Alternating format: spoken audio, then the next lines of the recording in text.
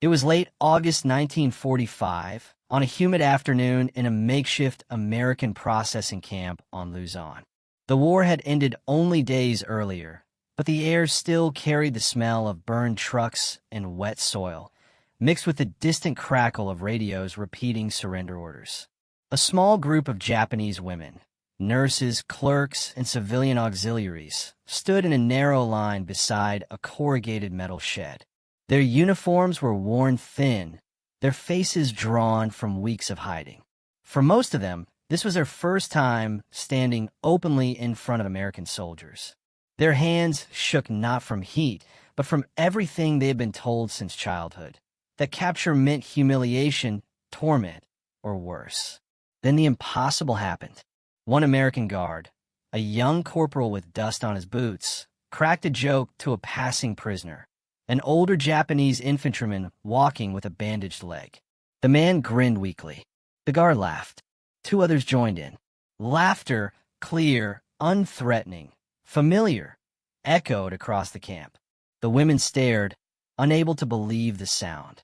It was the first moment that hinted nothing in this place was what they had been taught to expect, and that realization leads directly into the deeper story of how such a shock became possible. In the final years of the Pacific War, the world the Japanese Empire had built around its people, its soldiers, its civilians, and especially its women serving near the front, was collapsing under the weight of reality. By 1943, American island-hopping campaigns had cut through defensive strongpoints that Tokyo once believed were unbreakable. Bases across the Marianas, New Guinea, and the Philippines fell one after another. Each defeat carried not only strategic consequences, but psychological ones. Japanese units that had never imagined the possibility of surrender now found themselves surrounded, outgunned, and starving. Across this vast battlefield, Japanese women serve in several capacities: as military nurses, Red Cross auxiliaries, communications clerks, civilian volunteers attached to medical stations, and occasional non-combat staff on forward islands. Many had been transferred from mainland hospitals during the early confidence of the war. Others were stationed at supply hubs or airfields that the Japanese high command assumed would never be captured. They lived close enough to the front to witness bombing raids, shortages, and the steady deterioration of Japan's operational reach. But the most powerful force shaping their expectations was not what they saw. It was what they had been taught. For decades, Japan's military doctrine had fused cultural values with state ideology. Bushido, the warrior's code, was reinterpreted by military thinkers into an uncompromising doctrine of self-sacrifice. Surrender was condemned as the ultimate shame. Men who laid down their arms were believed to dishonor their families. Women who fell into enemy hand were told their fate would be worse than death. Training manuals, radio broadcasts, school textbooks, and wartime films endlessly repeated a single message: the enemy is merciless. The enemy is cruel. Death is preferable to capture. By 1944, civilian pamphlets issued in the Pacific Islands warned women that Americans would torture, humiliate, or kill them if they were captured. Some propaganda went so far as to portray American soldiers as beasts who mocked or tormented prisoners. The purpose was not simply hatred, it was to harden resolve. If surrender was unthinkable, then units would fight to the last man. That logic had worked in places like Saipan and Iwo Jima, where mass suicides followed American landings. It also shaped the worldview of Japanese women attached to garrisons, who came to internalize the expectation that capture would strip them of dignity and humanity. In contrast, the Americans advancing through the Pacific had a very different institutional culture. Their treatment of POWs varied by unit and condition, but they operated under formal instructions aligned, at least in principle, with the Geneva Convention, which Japan itself had refused to ratify. For Japanese women, this difference was invisible. All they knew was the narrative constructed at home, that to fall alive into enemy hands meant an end beyond imagination. Thus, when American forces began capturing small groups of women on Leyte, Guam, and later Luzon, shock and terror were common reactions. Some were discovered hiding in caves after their units had been destroyed. Others were found tending wounded soldiers in makeshift field stations when frontline positions collapsed. Many expected immediate execution. Some fainted. Others begged for death. Their sense of doom was not melodramatic. It was a direct result of years of indoctrination reinforced by the brutal realities of Pacific combat. At the same time, American soldiers encountering Japanese women were equally unfamiliar with what to expect. Most had been trained to face a relentless enemy who rarely surrendered and who often staged deceptive attacks disguised as casualties. The discovery of women among the ruins of bombed positions added another layer of uncertainty. Some U.S. personnel approached them cautiously, unsure whether they were armed, coerced, or trapped by circumstance. What neither side expected was the degree to which cultural misunderstanding would define their first interactions. To Japanese women, POWs, the Americans' behavior, casual, talkative, often relaxed even in war zones, clashed violently with the image they had carried for years. Where they expected cruelty, they found curiosity. Where they expected cold discipline, they heard soldiers tease each other and complain about the heat. And where they expected violent domination, they instead saw Americans treating prisoners as individuals to be processed, fed, questioned, and medically examined. But none of this would become fully visible until their arrival in the larger camps. There, the real shock awaited. They would witness Americans not only refraining from harming Japanese prisoners, but laughing with them, speaking to them in a human tone, and allowing moments of ordinary conversation, fragments of normal life that imperial doctrine had declared impossible. To understand why this disconnect was so profound, we must go deeper into the world that shaped these women and the American system that would confront their expectations with a very different reality.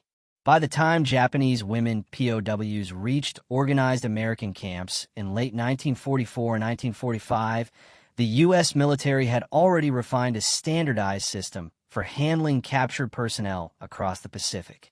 While conditions varied from island to island, the overall framework followed guidance rooted in the Geneva Convention of 1929, despite the fact that Japan had never ratified it. The United States believed its treatment of prisoners reflected not only legal obligations, but the moral contrast it sought to draw between democratic armies and totalitarian regimes. This structure began the moment a prisoner was taken into custody. Medical personnel inspected wounds, corpsmen conducted basic triage, and intelligence officers performed initial interviews. Camps were typically divided into sections for enlisted men, officers, civilians, and, rare though they were, female internees. Even on remote islands, the Americans attempted to maintain documentation, provide rations, and separate POWs from active frontline troops to minimize mistreatment or retaliation. For Japanese women accustomed to rigid military hierarchy and strict gender expectations, everything in these camps felt foreign. American enlisted soldiers addressed each other casually, often using nicknames. Non-commissioned officers issued orders with an ease that lacked the ceremonial formality common in Japanese units. Even the rhythm of daily life inside the camps, morning roll calls, food distribution, medical inspections, occurred with a tone that mixed discipline with a surprising level of informality. What stood out most, however, was the difference in attitude toward captured enemy personnel. In the Japanese military world these women had known, prisoners were viewed as disgraced figures who had forfeited their honor. The concept of a prisoner being treated with a measure of respect, or allowed any sense of personal dignity, was nearly incomprehensible. But in American-operated camps, guards frequently interacted with captives in ways that resembled worksite routines or logistical processing more than punishment. Prisoners who behaved cooperatively were often spoken to like ordinary men, not enemies. This humanization contradicted the absolutist ideology these women had been raised under. At several camps, American soldiers used gestures, broken Japanese, and basic English phrases to communicate. Some guards offered cigarettes or extra rations to calm nerves or reward cooperation. Interpreters mediated questions in a tone that, to Japanese ears, sounded shockingly conversational. Female prisoners were kept in separate quarters for safety and privacy. But even there, the atmosphere was far removed from the terror they had anticipated. A major factor in this contrast was the American military's long-standing exposure to diverse cultures and its institutional reliance on humor as a coping mechanism. Soldiers from rural towns, big cities, farms, and factories were thrown together in harsh environments.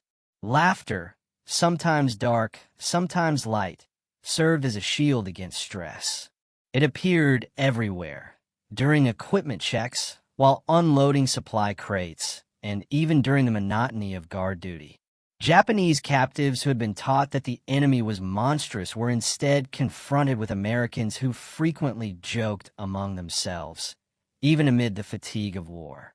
This was especially apparent in the Philippines, where thousands of Japanese prisoners were processed after major battles.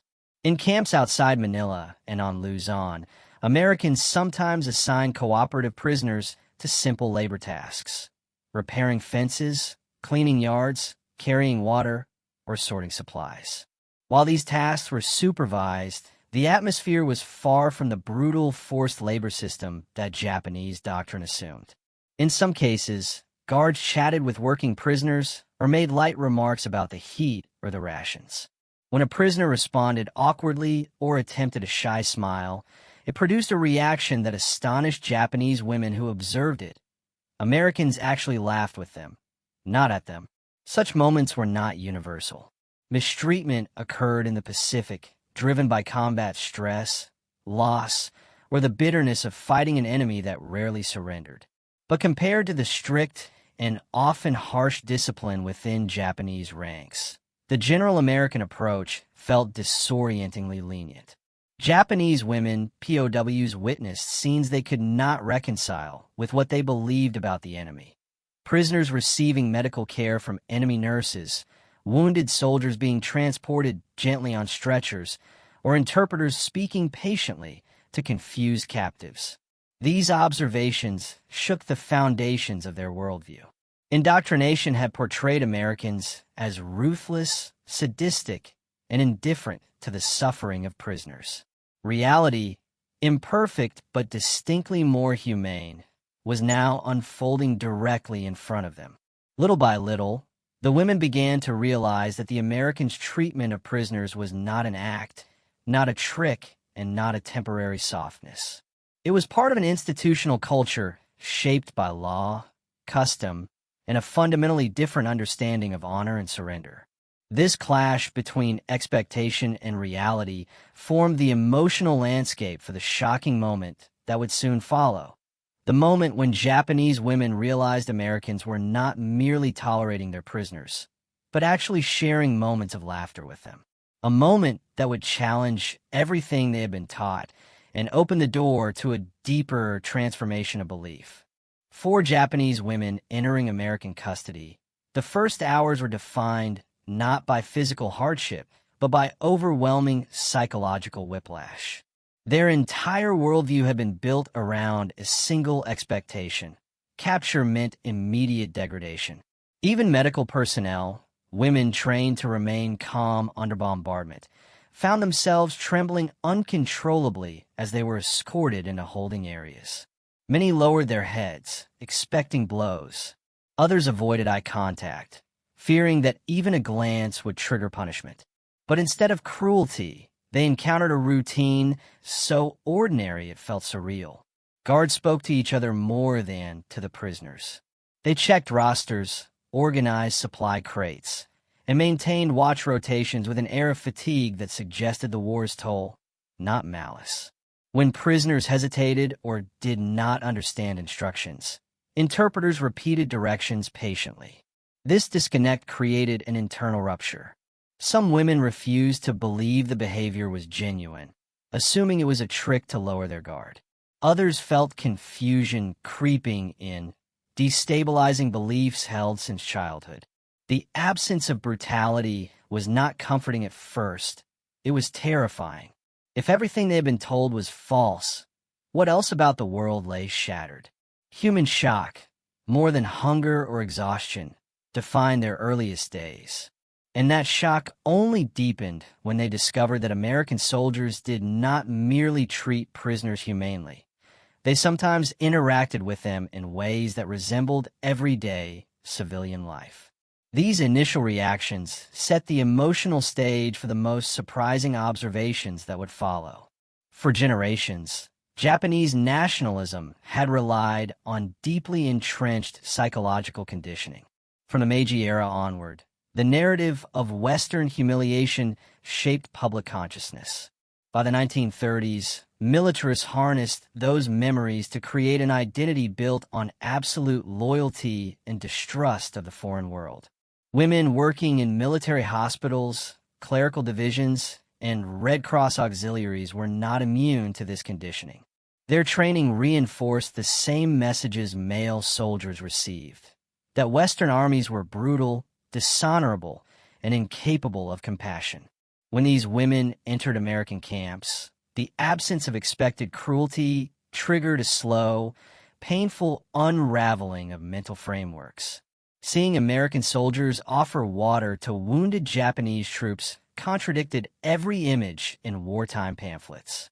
Hearing guards address prisoners calmly, sometimes even respectfully, undermined propaganda that insisted Americans mocked and tortured captives.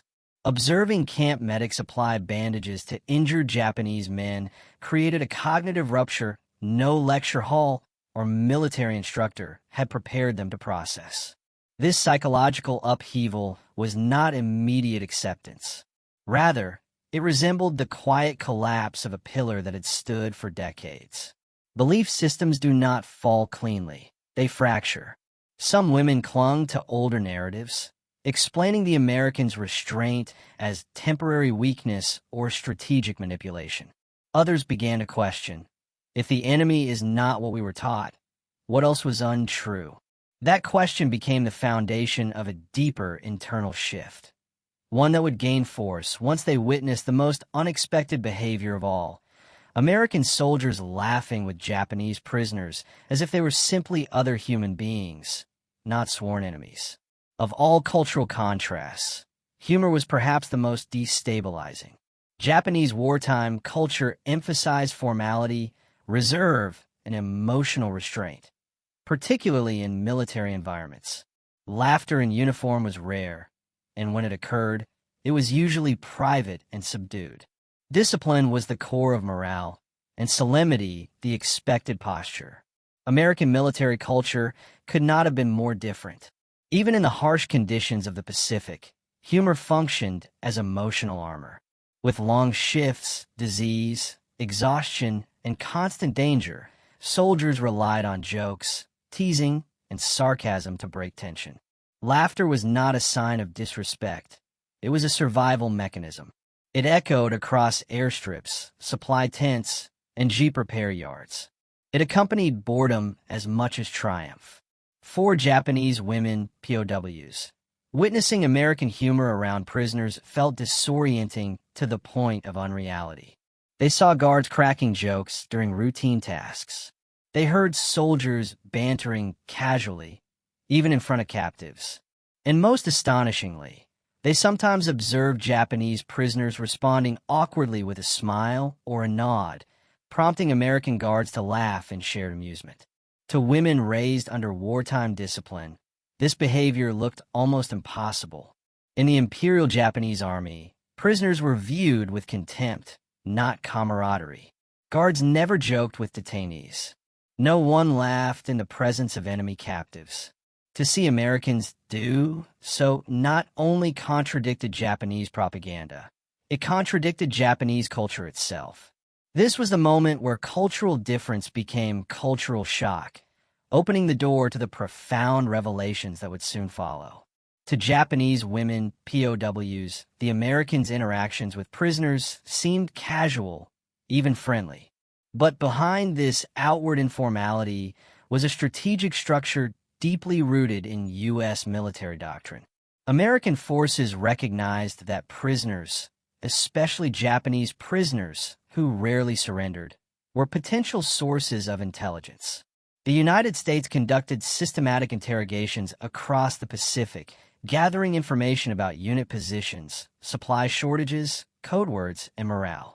Treating prisoners with a degree of decency was not merely humanitarian, it was operationally effective. American officers understood that captives who felt safe were more likely to speak openly. Medical treatment, food, and respectful questioning created an environment in which shock softened resistance. Camp records showed that Japanese POWs often provided more accurate information after receiving basic necessities. Even simple gestures, like offering cigarettes or allowing limited recreation, helped build trust. Japanese women observing these interactions misinterpreted them at first. They saw guards kneeling beside wounded male prisoners, medics wrapping bandages with care, and interrogators maintaining calm tones. To the Japanese mindset shaped by wartime propaganda, this looked like a strange indulgence, a softness incompatible with the brutality they had been taught to expect. But in American strategy, none of this signaled weakness. It was efficiency. Every cooperative prisoner was a source of intelligence. Every humane gesture reduced resistance. The laughter Japanese women observed was not part of a grand plan, but the humanity behind American operational culture often served strategic goals. The more they saw, the more it became clear that captivity in American camp followed a logic utterly different from Japan's approach to war. This realization amplified their internal conflict and set the stage for a deeper moral and cultural confrontation. The presence of Japanese women POWs was rare, and their arrival in American camps created dynamics unlike those involving male captives. Women in the Japanese military structure were not intended to face combat zones directly. Yet by 1944 to 45, many were stationed so close to collapsing front lines that escape became impossible. Nurses, telephone operators, and civilian auxiliaries often remained behind as their units disintegrated around them. In American hands, these women were treated under a layered set of considerations. Guards were instructed to maintain strict boundaries to prevent misconduct, while medical staff ensured female prisoners received appropriate care and privacy. Separate quarters were established when possible, even in improvised camps where resources were scarce. These practices stemmed partly from regulation, partly from social norms within the U.S. military, and partly from the significant consequences of any breach of discipline. To the women themselves, this treatment was bewildering. Japanese wartime training emphasized that capture would mean sexual violence or humiliation. American separation protocols ran completely counter to these fears. Guards avoided unnecessary contact. Interrogators remained formal but calm. Medical examinations were conducted with clinical restraint. Most confusing of all was the laughter they witnessed from a distance. Women rarely received the same level of casual interaction with guards as men did, but they saw it through fences, gates, or work details. They watched male prisoners joke awkwardly with American soldiers. They saw gestures of mutual amusement. The women did not participate, but they observed. And observation alone was enough to challenge the darkest assumptions their society had instilled in them. In this space between distance and exposure, Japanese women began to reinterpret the meaning of captivity itself. The most profound angle in this encounter was not tactical or cultural, it was moral. The Imperial Japanese Army viewed surrender as a disgrace so severe that the humanity of the surrendered ceased to matter. In prison camps under Japanese control, harsh treatment was common, driven by doctrine and resource shortages alike. Prisoners were tools of labor, symbols of failure, reminders of the enemy's weakness. The American approach was radically different. While not perfect and not always consistent, the underlying moral framework saw prisoners as individuals with certain rights, even when the enemy fought ferociously. This contrast was rooted in military law, democratic values, and the personal upbringing of soldiers who came from a culture that separated battle from cruelty. Japanese women, POWs, found themselves navigating this moral collision. They saw American guards exhibit fatigue, frustration, or sternness, but rarely the hatred they expected. They witnessed prisoners receiving medical care, water, and shelter. They heard guards address captives in ways that acknowledged their humanity, even when the war's bitterness was fresh. Most startling was the moral meaning of laughter. In Japanese ideology, laughter had no place in the presence of the defeated. In American thought, laughter had nothing to do with dominance. It was simply part of being human, even when directed toward an enemy who no longer posed a threat. This moral dissonance forced Japanese women to confront a question that their upbringing had never allowed. What if the enemy had been human all along? And it was this realization that set the stage for the pivotal moment, the true turning point, when everything they believed finally fractured. The turning point arrived not in a battlefield, interrogation room, or medical ward, but in a dusty courtyard of a POW camp outside Manila, one of the major hubs where American forces processed thousands of Japanese prisoners after the Philippines campaign. It was late afternoon, the sun hanging low, casting long shadows across the compound's wooden barracks and corrugated roof sheds. Humidity clung to everything. The air smelled of damp canvas, engine oil, and boiled rations cooling in metal pots. On this day, a small group of Japanese women, nurses, clerical workers, and civilian auxiliaries, were being transferred from a temporary holding tent to more permanent quarters. They walked in formation under guard, accompanied by an interpreter. Most kept their eyes lowered. Others glanced nervously around, absorbing every detail with the caution of people who feared the unknown. As they approached the main yard, they heard an unfamiliar sound. At first, it was faint, an abrupt burst of noise that seemed out of place amid the hot stillness of the camp. Then it came again, louder this time. Laughter, clear, unrestrained, unmistakably human. The women halted instinctively, overcome by a sudden dread. Laughter, to their ears, could only mean one thing: humiliation, mockery, cruelty directed at captives who could not defend themselves. The interpreter tried to reassure them, urging them forward, but curiosity rooted the women in place. Slowly, cautiously, they lifted their eyes toward the source of the sound.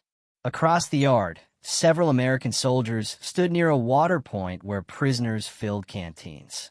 One guard, a lanky, sunburned corporal, was teasing an older Japanese prisoner who struggled to keep his balance while carrying two heavy buckets. The prisoner slipped slightly on the loose dirt, regained his footing, and muttered something under his breath. The corporal laughed. Two nearby soldiers joined in. Then something happened the women could not process. The prisoner laughed too. Not a forced laugh. Not a fearful, submissive laugh. A genuine one. Quiet, embarrassed, but real. Several other prisoners nearby smiled at the exchange. One guard slapped the older man lightly on the shoulder in a gesture that read unmistakably as friendly. Another reached down, picked up one of the buckets, and helped him carry it. For the Japanese women frozen in place, the moment felt impossible. Their world had been built on the certainty that the enemy was cruel. They had been taught that surrender erased a person's dignity. They believed that once captured, a Japanese soldier would be ridiculed, degraded, or beaten. Laughter, in the logic of wartime Japan, signaled mockery, the stripping of one's honor before the enemy. But here, right in front of them, the enemy was laughing with Japanese prisoners, not at them. The distinction was subtle. Yet for these women, it was seismic. One of the nurses, a woman in her late 20s who had worked near a frontline hospital on Leyte, stared at the scene in disbelief. She had treated wounded soldiers who begged for grenades to kill themselves rather than risk falling alive into American hands. She had heard officers warn that the enemy would commit unspeakable acts on captured women. Now she watched an American private pour water over a bucket to lighten the load of a limping Japanese prisoner while both men exchanged shy, almost awkward grins. Another woman, a communications clerk, felt her breath catch in her chest.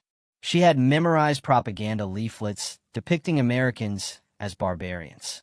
Yet the man helping the prisoner had a face that mirrored fatigue, kindness, and a quiet attempt at humor.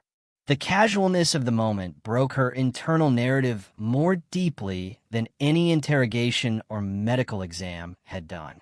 The camp moved around them, guards rotating shifts, officers passing orders, cooks cleaning pots, but the women remained fixed on that single scene. It lasted barely a minute, but its impact was irrevocable. Their interpreter, realizing the emotional shock setting in, gently urged them onward. But several women looked back repeatedly, as though needing to confirm that the moment was real, that the prisoner truly had laughed, that the guards had not turned hostile, that kindness had not evaporated the instant someone looked away. This simple act, a shared moment of human humor, became the emotional climax of their captivity. It undermined years of indoctrination, dismantling the architecture of fear that had shaped their understanding of the enemy. It replaced an imagined monster with a complex, imperfect, but undeniably human adversary. Yet this moment was not isolated.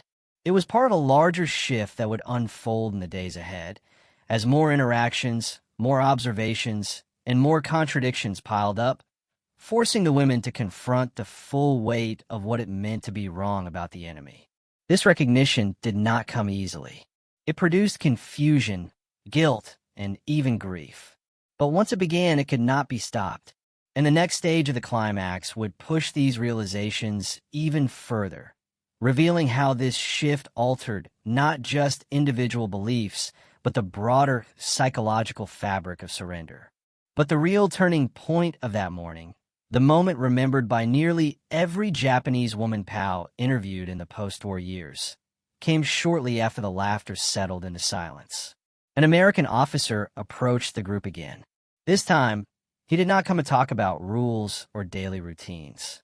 He carried a single sheet of paper in his hand. A translator followed behind him, a young Nisei private from California whose Japanese was shaped by childhood weekends in community schools rather than military academies. The women recognized the paper immediately. It was a roster, a list of names. Their names. For a second, the mood shifted. Laughter evaporated. Shoulders tightened. In Japan, the reading of names during military processing had carried implications of status, obedience, and classification. It was administrative, yes, but also a ritual of hierarchy. Nobody laughed during it. Nobody even exhaled loudly. The American officer, however, held the roster like it was simply another chore. He wasn't stiff or theatrical. He didn't raise his voice. He didn't force eye contact in the way Japanese officers traditionally did. He simply started reading names, pausing when the translator needed help pronouncing one, smiling politely when he misread another. It was almost casual, and that casualness was the shock. The Japanese women stood at attention out of habit, their arms straight at their sides, their backs rigid. The American private noticed the posture and paused. "You don't need to stand like that," he said through the translator. "We're not on parade here." Some of the women thought it was a trick. Others thought it was a test. A few simply didn't know how else to stand. Then something truly unexpected occurred. A small moment, but one that carried enormous symbolic weight. An American corporal, while checking equipment near the gate, accidentally dropped a heavy wrench. The metallic clang broke the strict line of silence. He muttered something under his breath, a short, embarrassed English phrase, and laughed at himself. The women turned instinctively, startled by the noise. The corporal, realizing he'd startled them, looked up with an apologetic grin and lifted his hands in a light-hearted gesture. "Sorry about that." The translator related, and the Japanese women were stunned yet again. He apologized, a man in uniform, to prisoners. In the Imperial Japanese military system, lower ranks apologized upward. Officers apologized never. Prisoners apologized always. To witness the hierarchy reversed, even in something as trivial as a drop tool, conflicted directly with everything they had been taught about power, order, and discipline. One woman, a former auxiliary nurse from Osaka, later described the moment in an American interrogation report. "Their soldiers say sorry. Our soldiers never did. I did not know what this meant. It frightened me more than anger would have."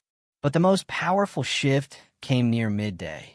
The Americans, after finishing the roll call, allowed the group to sit beneath a canvas overhang. A few of the guards gathered nearby, drinking coffee from tin mugs.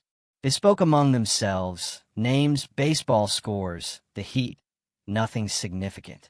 Then another soldier approached with a box.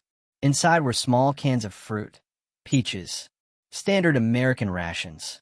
The women had never seen such food delivered without ceremony or expectation. The cans were handed out one by one with no lecture, no demand to earn them, no insistence on demonstrating loyalty. Just food, given to POWs, without condition. The translator conveyed the offer. "This is for you." Some of the women hesitated to open the cans, unsure whether it was a test of obedience, a gesture of pity, or simply another incomprehensible American habit.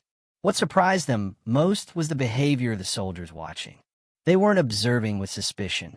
They weren't calculating or waiting for mistakes. They simply watched with curiosity and, in some cases, amusement. One American guard whispered something after seeing one woman cautiously poke the can with her spoon as if checking whether it was safe. Another guard snorted a laugh. But it wasn't a cruel laugh. It was the kind one might give watching someone unfamiliar with something harmless.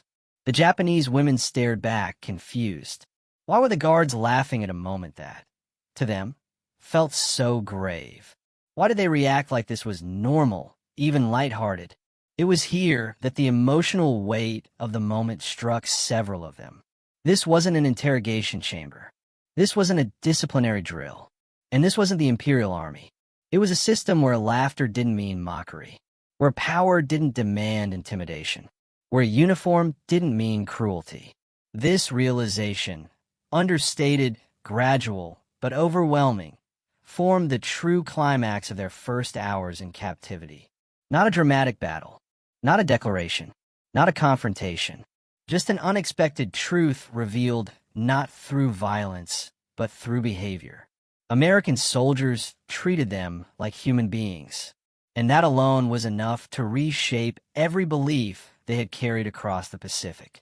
As the women absorbed this reality, a larger question began to grow silently among them, a question that would shape their understanding of America, of their own country, and of the war that had swallowed their lives. The first hours of shock eventually gave way to the first days of routine, and it was in this transition that the deeper consequences of those encounters emerged. When the Japanese women POWs were transferred from the processing yard into the main compound, they carried with them not only their belongings, but a new and unsettling question. If the enemy behaved nothing like they had been taught, then what else about the war had been untrue? The camp they entered was neither soft nor indulgent. It was functional, rows of wooden barracks, a medical hut, a small administrative office, and a fence perimeter watched by guards who took their shifts with a kind of casual professionalism. But the camp lacked the severity they had expected. There were no raised voices, no ritual punishments, no exaggerated displays of discipline. Instead, there was organization, predictable schedules, equal treatment, and a level of personal space that felt foreign after years of wartime regimentation. The women were issued blankets, basic toiletries, and clothing appropriate for the island climate. They were given access to medical staff who checked their weight, treated infections, and provided medication unavailable in most Japanese forward bases in the Philippines by late 1944. The medical attendants did not treat them like enemies. They treated them like patients. And this alone created a quiet fracture in everything they believed about Allied intentions. One of the most striking differences appeared during mealtimes.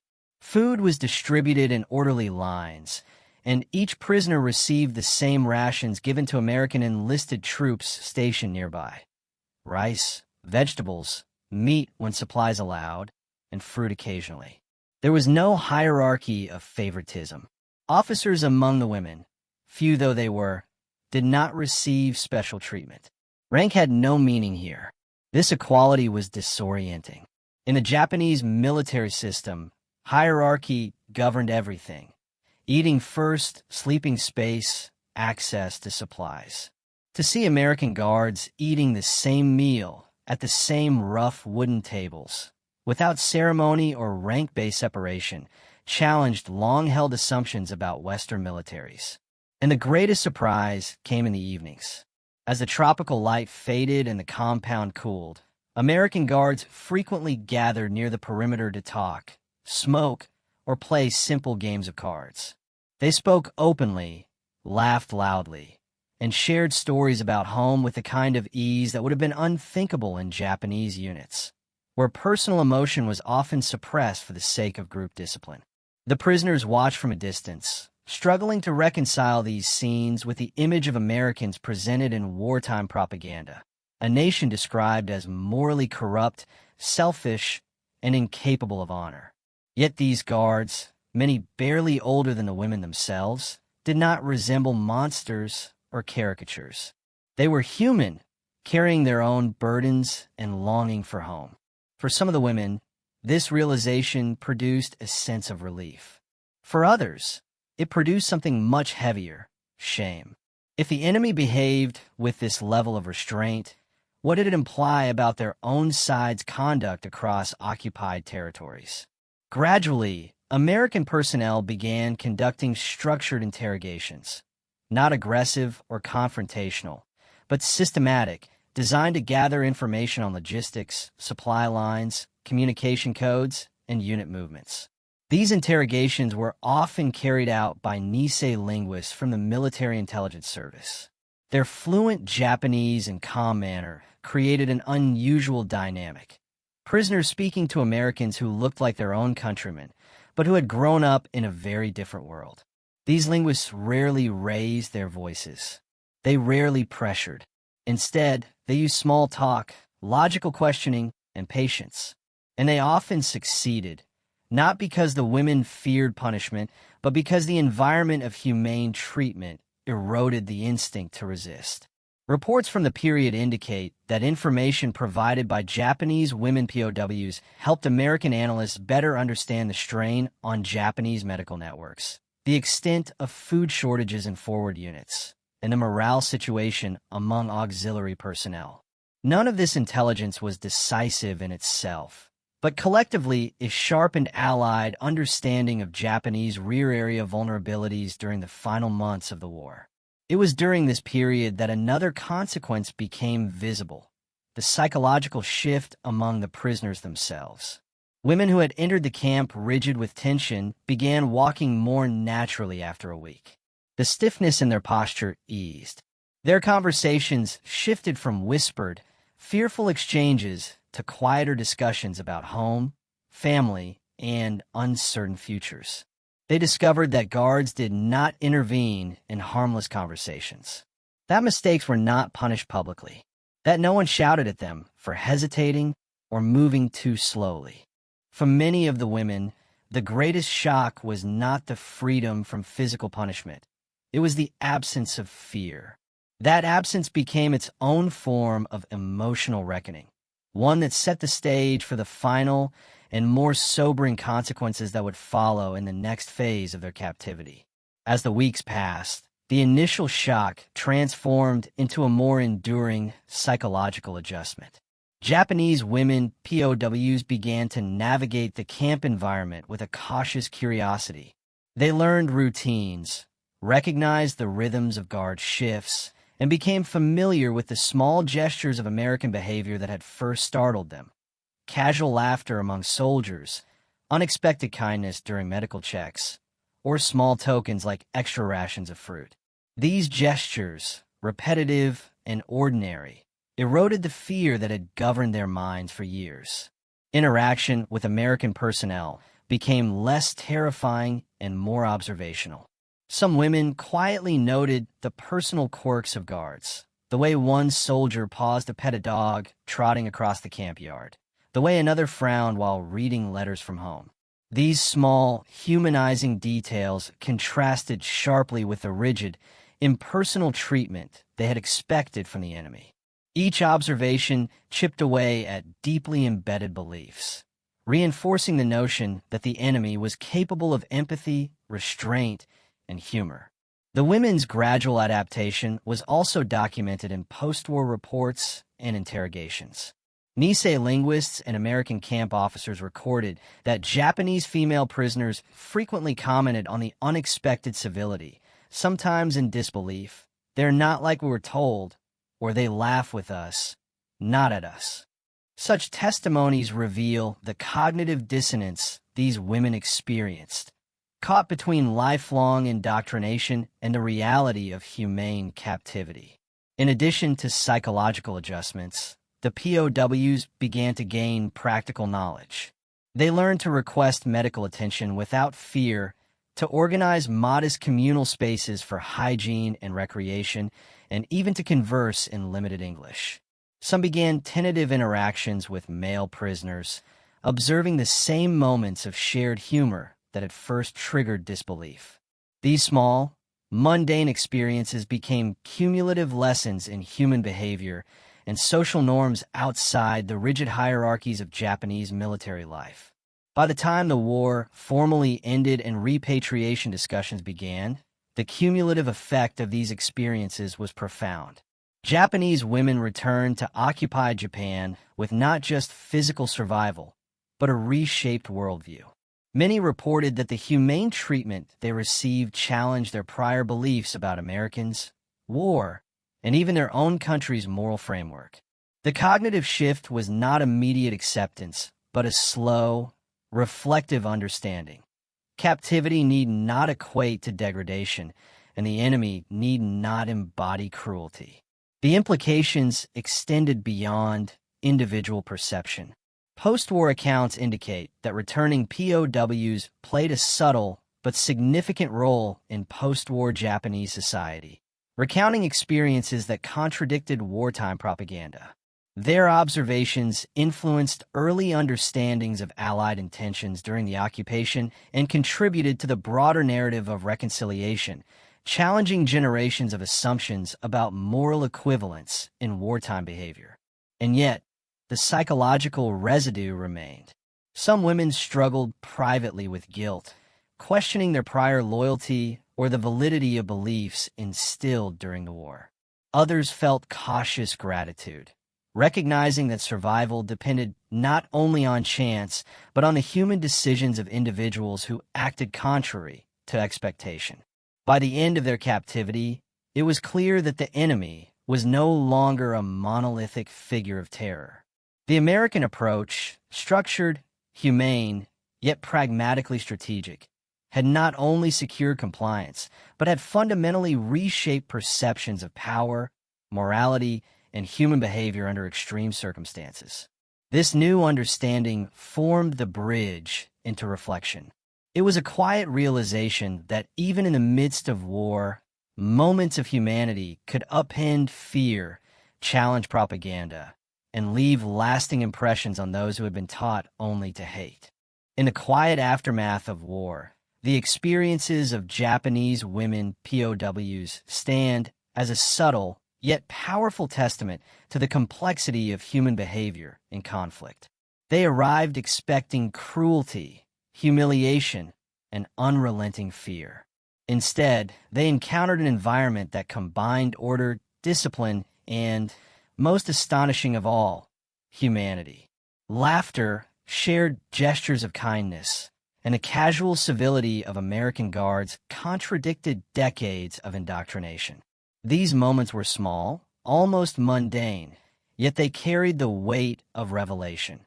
That even in war, human empathy could persist.